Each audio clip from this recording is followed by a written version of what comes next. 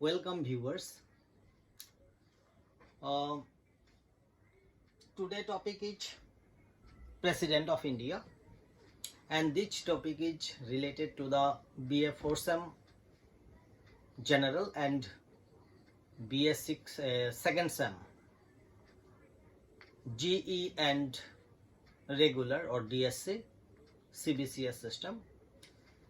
In my last video, I told you that the central government, power and function of the central government, like the union executive, কেন্দ্ৰীয় কাৰ্যপালিকাৰ বিষয়ে আমি আলোচনা কৰিছিলোঁ। তাৰ পিছত কেন্দ্ৰীয় সৰকাৰৰ বিষয়ে আলোচনা কৰিছিলোঁ। তাৰ পিছত ৰাষ্ট্ৰপতিৰ আলোচনা কৰিছিলোঁ যে the President of India, first of all, the President of India is elected by a electoral college, and that electoral college is consist of by the elected member of Lok Sabha and Rajya Sabha and state assemblies. Amar rashtropatik porokkhobhabe nirbachito kora hoy keneke the President of India is elected indirectly by the system of proportional representation and single transferable vote. আমি দেখা পাওঁ যে ভাৰতৰ ৰাষ্ট্ৰপতিক নিৰ্বাচিত কৰা হয় পৰোক্ষভাৱে কেনেকে এটা গোপন পদ্ধতি গোপন ভোটৰ দ্বাৰা সমানুপাতিক প্ৰতিনিধিত্ব আৰু একক হস্তান্তৰযোগ্য পদ্ধতিৰ জৰিয়তে ৰাষ্ট্ৰপতিক নিৰ্বাচিত কৰা হয়। আমি আলোচনা কৰিছিলোঁ লাষ্ট ক্লাছত লাষ্ট ভিডিঅ'ত যে ৰাষ্ট্ৰপতি হোৱাৰ কাৰণে কিছুমান অৰ্হতা দৰকাৰ। In my last video I told you that to be the President of India he must or she must be the citizen of India. Teo bharator nagorik hobo lagibo. Number 2 was he must be completed or she must be completed the age of 35 years. Teo 35 বছর বয়স hobo lagibo, teor বয়স 35 বছর hobo lagibo kom pokkheও. Then third one was the he or she should have the qualification to be the member of Lok Sabha. Lok Sabhar সদস্য হোৱাৰ কাৰণে যি অৰ্হতা দৰকাৰ সেই অৰ্হতাবিলাক তেওঁৰ থাকিব লাগিব। And then fourth was the he or she cannot be connect with the profitable job of the central government and state governments. কেন্দ্ৰীয় চৰকাৰ বা ৰাজ্য চৰকাৰৰ অধীনত কোনো লাভজনক পদত তেওঁ থাকিব নোৱাৰিব। এইবিলাক কণ্ডিশ্যন বা এইবিলাক অৰ্হতাৰ কথা কোৱা হৈছিল। তাৰ পিছত কোৱা হৈছিল যে দ্য টাৰ্ম ইজ 5 years 5 বছৰৰ কাৰণে ৰাষ্ট্ৰপতিৰ কাৰ্যকাল বুলি কোৱা হৈছিল। আৰু ৰাষ্ট্ৰপতি যেতিয়া পদত্যাগ কৰিব উপৰাষ্ট্ৰপতিৰ হাতত দিব। উপৰাষ্ট্ৰপতি নাথাকিলে তেনেহ'লে প্ৰথম মুখ্য বিচাৰপতি উচ্চতম ন্যায়ালয়ৰ মুখ্য বিচাৰপতিৰ হাতত তেওঁৰ পদত্যাগ পত্ৰ দিব। নহ'লে তোমাৰ প্ৰধান বিচাৰপতি যদি নাথাকে তেনেহ'লে যিজন জ্যেষ্ঠ বিচাৰপতি তেওঁৰ হাতত পদত্যাগ পত্ৰ দিব। এইবাৰ আমি আলোচনা কৰিম removal of the president of India, how to remove the president, that is impeachment procedure of the president of India. ভাৰতৰ ৰাষ্ট্ৰপতিক কেনেকৈ ৰিমুভ কৰিব পাৰি। যেনেকৈ অপসাৰণ পদ্ধতিক আমি ৰিমুভ বা ইম্পিচমেণ্ট বা মহাভিযোগ বুলি কোৱা হৈছে। আমাৰ সংবিধানৰ যেটো 61 অনুচ্ছেদ তাতে কোৱা হৈছে বা তাতে কৈছে যে the President of India, according to the 61 article of Indian Constitution, only the President of India can be impeached from his post if he or she violates the Constitution of India. তেওঁ যদি ভাৰতীয় সংবিধান অবমাননা কৰে বা সংবিধান ভংগৰ অপৰাধত তেওঁক তেওঁৰ পদৰ পৰা অপসাৰিত কৰিব পাৰি। তাৰ পিছত কোৱা হৈছে the initiative for the impeachment of the President of India can be taken by any house of the Parliament of India, and at the very beginning it should be supported by 1/4 member of the Lok Sabha or Rajya Sabha. Any house can be taken initiative. ইয়াতে কোৱা হৈছে যে ৰাষ্ট্ৰপতি মাত্ৰ সংবিধান ভংগৰ অভিযোগতহে ৰাষ্ট্ৰপতিক তেওঁৰ পদৰ পৰা অপসাৰিত কৰিব পাৰি।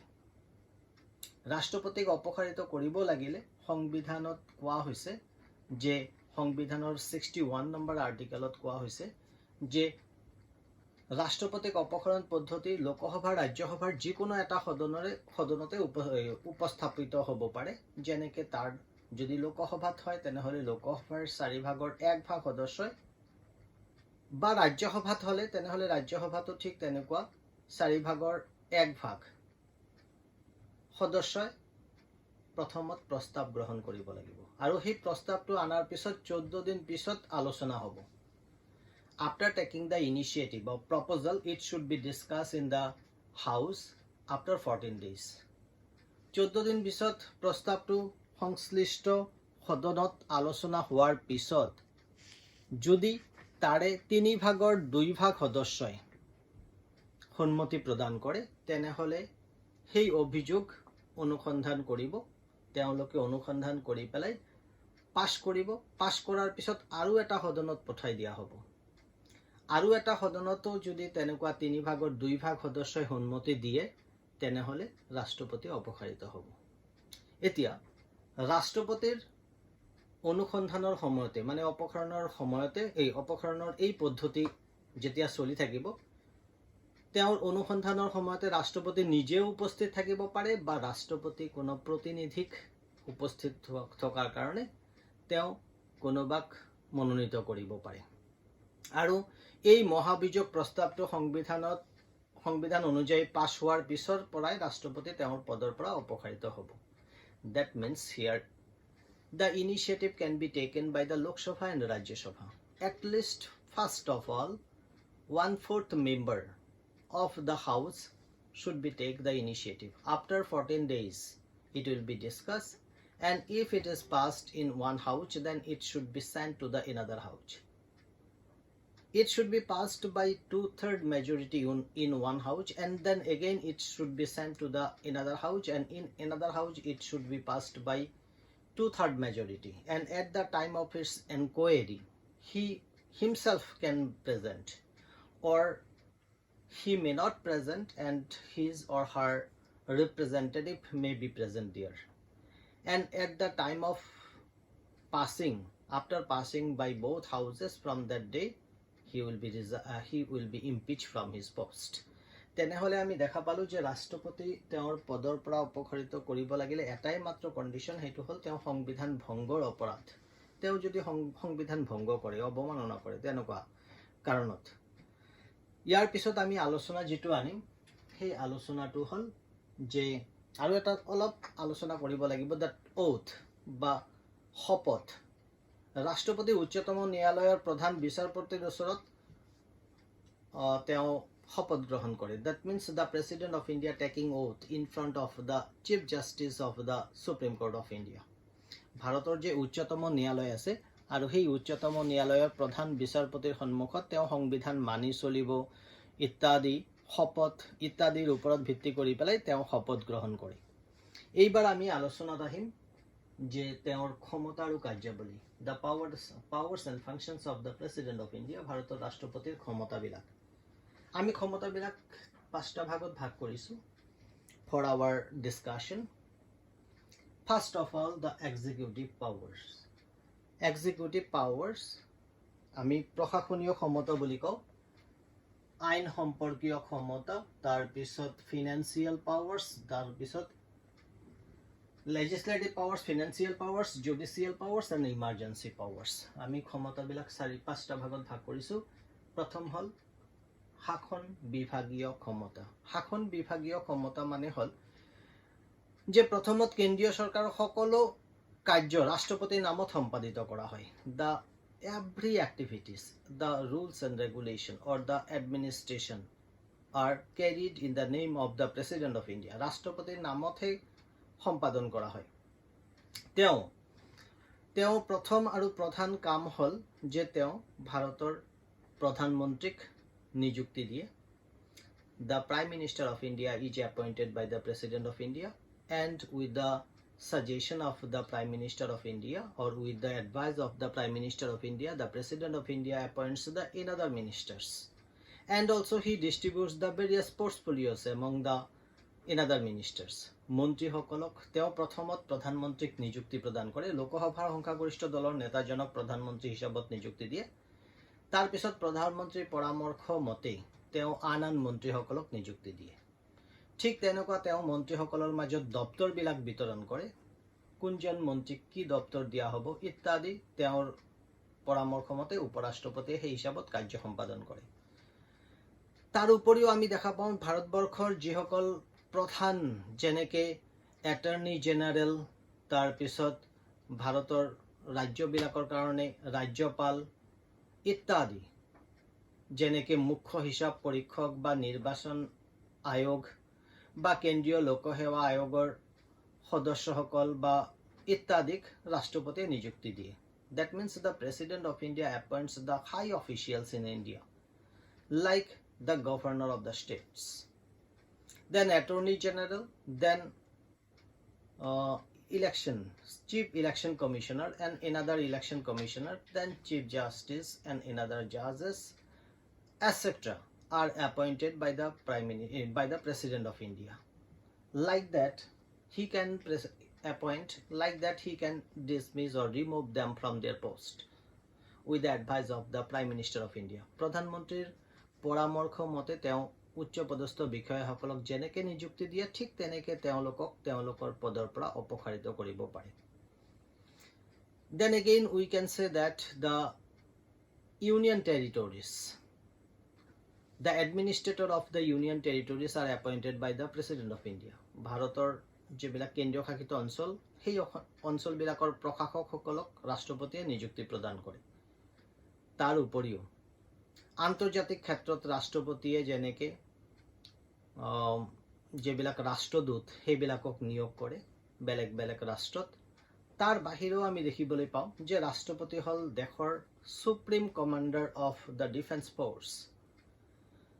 তেওঁ হ'ল ভাৰতৰ দেশৰ প্ৰতিৰক্ষা বাহিনীৰ সৰ্বাধিনায়ক বুলি কোৱা হয়, যেনেকে তেওঁ স্থল সেনা, নৌ আৰু বিমান সেনাৰ প্ৰধান।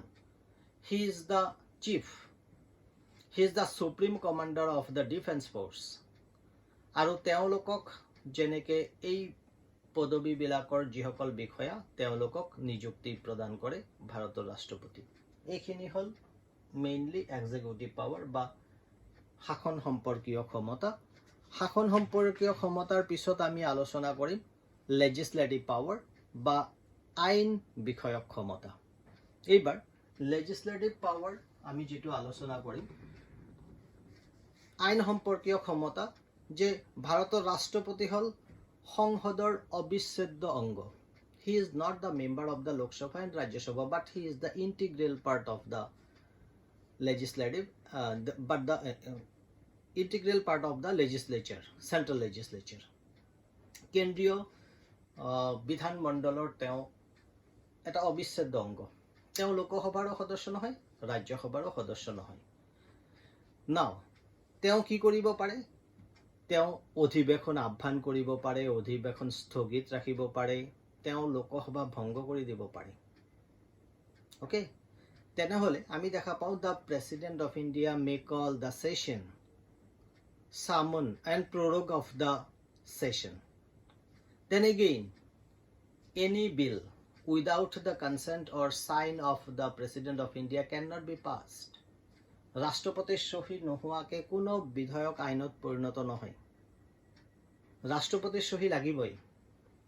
তাৰ উপৰিও we can see that in Lok Sabha he can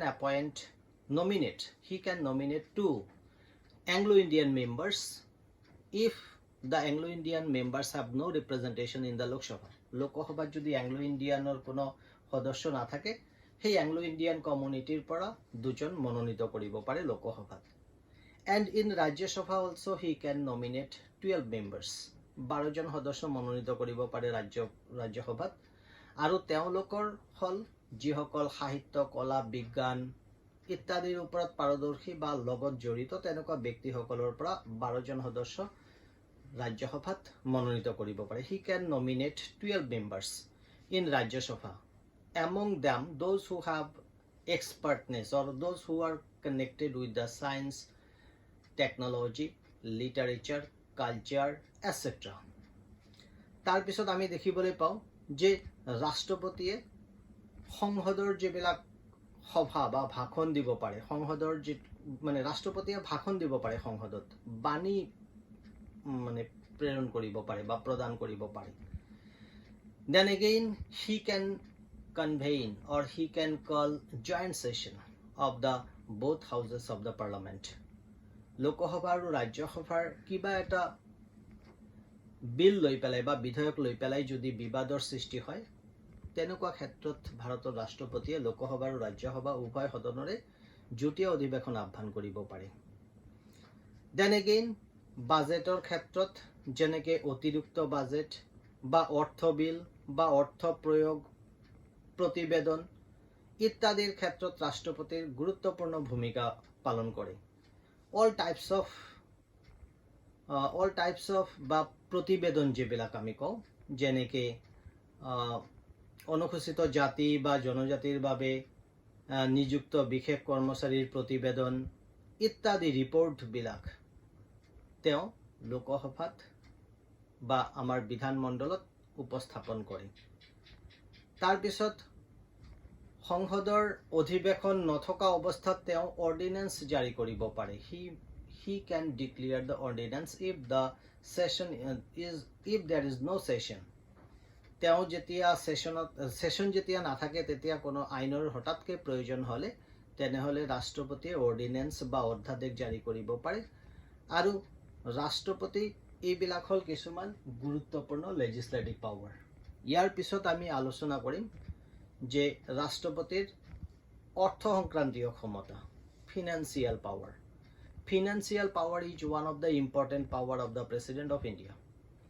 কোনো অৰ্থ বিল লোকসভাত উত্থাপন কৰিবলৈ হ'লে ৰাষ্ট্ৰপতিৰ অনুমতিৰ প্ৰয়োজন। That means prior approval is necessary for the President of India to produce the financial bill, বিত্তীয় বিলৰ ক্ষেত্ৰত। তাৰপিছত আমাৰ গোটেই বছৰৰ যিটো চৰকাৰী আয় ব্যয়, সেই চৰকাৰী আয় ব্যয়ৰ যিটো বিৱৰণ, সেইটো বাজেট আকাৰে বিত্তমন্ত্ৰীয়ে প্ৰদান কৰে।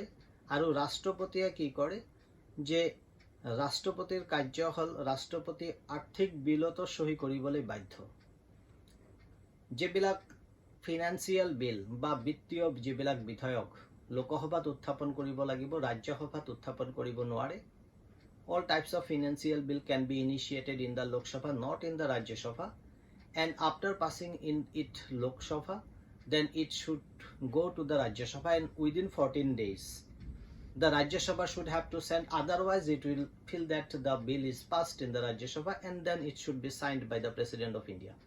ভাৰতৰ ৰাষ্ট্ৰপতিয়ে লোকসভাত পাছ হোৱাৰ পিছত ৰাজ্যসভাত পঠাব। ৰাজ্যসভাত 14 দিনৰ ভিতৰত যদি বিলটো উভতাই পঠায় বা ঘূৰাই পঠায় তেনেহ'লেতো ভাল কথা, নহ'লে পাছ হোৱা বুলি ধৰি লোৱা হ'ব। তাৰপিছত ৰাষ্ট্ৰপতি সহি কৰিলে এইটো আইনত পৰিণত হ'ব। এই ক্ষেত্ৰত দেখা যায় যে বিত্তীয় ক্ষমতাৰ ক্ষেত্ৰত ৰাজ্যসভাৰ ক্ষমতা প্ৰায়ে নাই, কিন্তু ৰাষ্ট্ৰপতিয়ে সহি কৰিবই লাগিব।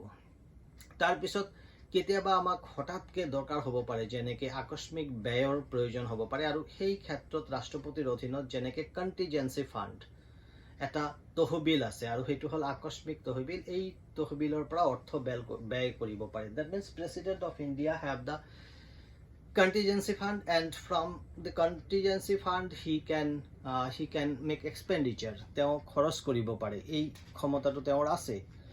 Now we are going to discuss the judicial power. Judicial power ন্যায়িক ক্ষমতা। ন্যায়িক ক্ষমতা আৰু এটা গুৰুত্বপূৰ্ণ ক্ষমতা, যেনেকৈ ভাৰতৰ ৰাষ্ট্ৰপতিয়ে কি কৰে, উচ্চতম ন্যায়ালয়ৰ বিচাৰপতি, প্ৰধান বিচাৰপতি বা আন বিচাৰপতিসকলক নিয়োগ কৰে। The President of India each nominates the Chief Justice of India and another judges of the Supreme Court and High Courts. তাৰ উপৰিও কোৱা হৈছে যে ৰাষ্ট্ৰপতিয়ে তেওঁলোকক বিচাৰপতিসকলক পদচ্যুতও কৰিব পাৰে। He can remove them from their post. তাৰ বাহিৰে আমি ক'ব পাৰোঁ যে according to Article 72, 72তম সংবিধান 72তম অনুচ্ছেদ মতে কোৱা হৈছে ৰাষ্ট্ৰপতিয়ে ক্ষমা প্ৰদৰ্শন কৰিব পাৰে। ওকে, ক্ষমা প্ৰদান কৰিব পাৰে। কোনো এজন অভিযুক্তক যদি উচ্চতম ন্যায়ালয়ে যদি অভিযুক্ত কৰিছে, সেই তেনেকুৱা ব্যক্তিসকলক ক্ষমা দিব পাৰে, ক্ষমা কৰিব পাৰে, বা তেওঁৰ যিটো শাস্তিৰ পৰিমাণ সেইটো কমাব পাৰে। That means the President of India have the power to excuse or minimize the punishment which are awarded by the Supreme Court of India. Now the emergency power. emergency power is one of the important power of the President of India, and President of India have the emergency power according to Article 352, Article 356 and 360. By these three articles, the President of India can impose the emergency power. জৰুৰীকালীন ক্ষমতা বুলি কোৱা হয়। আৰু এই জৰুৰীকালীন ক্ষমতা এনেকুৱা এটা গুৰুত্বপূৰ্ণ ক্ষমতা যে কেতিয়াবা পৰিস্থিতিৰ সৃষ্টি হলে ভাৰতৰ ৰাষ্ট্ৰপতিয়ে গোটেই ভাৰতবৰ্ষৰ কাৰণে বা কোনো এটা নিৰ্দিষ্ট অঞ্চলৰ কাৰণে বা কোনো এটা ৰাজ্যত বা বিত্তীয় ক্ষেত্ৰত জৰুৰীকালীন অৱস্থা ঘোষণা কৰিব পাৰে। The President of India can impose the presidential rule, and that type of presidential rule can be imposed by Article 352 or by Article 356 or by Article 356. This is national emergency, জাতীয় জৰুৰীকালীন অৱস্থা। এইটো হল ৰাজ্যিক জৰুৰীকালীন অৱস্থা, ৰাজ্যিক, that is emergency for state, and this is financial, মানে বিত্তীয়। কেতিয়াবা বিত্তীয় জৰুৰীকালীন অৱস্থা ঘোষণা হ'ব পাৰে। এতিয়ালৈকে ভাৰতবৰ্ষত তেনেকুৱা বিত্তীয় জৰুৰীকালীন অৱস্থা কেতিয়াও ঘোষণা হোৱা নাই স্বাধীনতাৰ পিছৰ পৰা।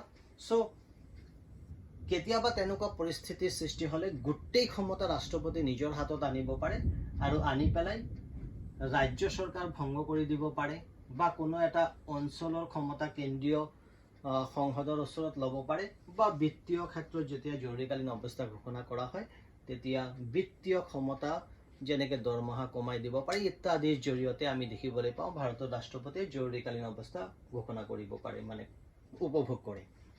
The President of India exercise the emergency power, and Article 352, that is national emergency, Article 356, that is emergency for state, and Article 360, that is emergency for financial emergency. And through these three articles, the President of India can exercise the emergency power, and we will discuss the emergency power in next video.